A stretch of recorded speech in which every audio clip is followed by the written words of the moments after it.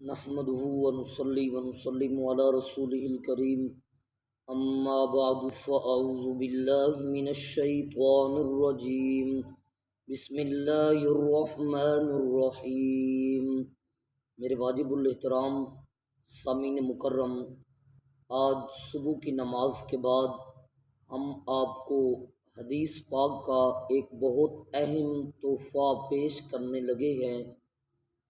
نبی پاک صلی اللہ علیہ وسلم کے ارشاد کا مفہوم ہے، مومن بندے کی کوئی دعا اللہ رد نہیں فرماتے،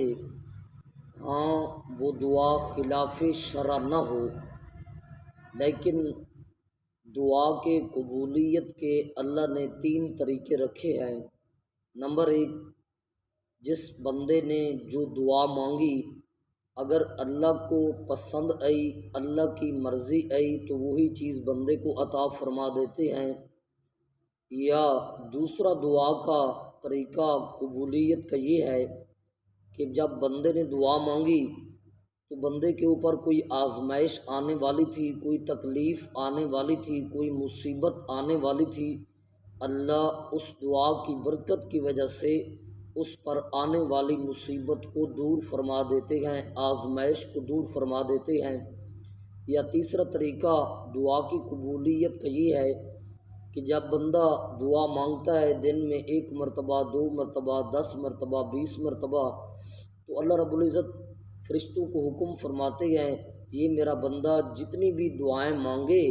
اس کے نامہ اعمال کے اندر ان دعاؤں کا حوالہ دیتے آؤ اور ان کے بدلے میں